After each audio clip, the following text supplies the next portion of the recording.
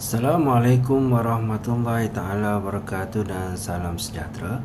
Hari ini kita akan belajar tentang daya gerakan 2 iaitu berkaitan leraian daya.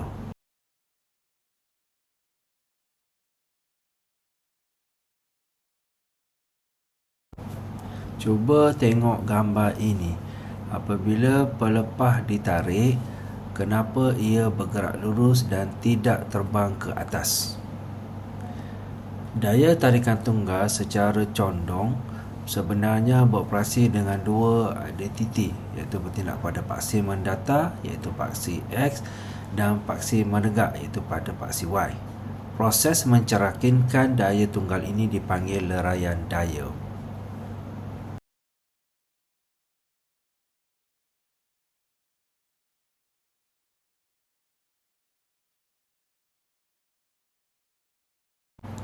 Apa itu leraian daya?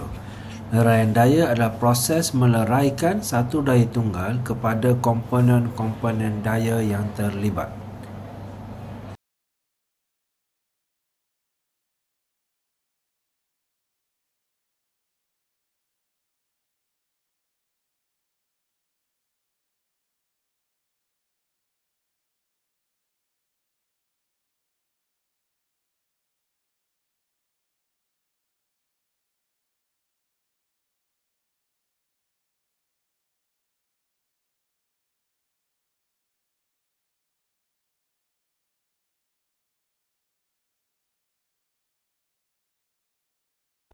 Daya tarikan F kita pecahkan kepada komponen mengufuk dan komponen menegak.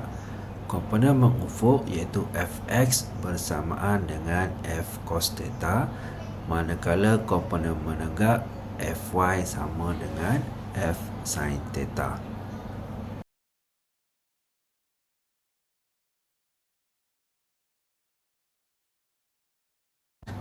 Cuba kita lihat gambar rajah ini.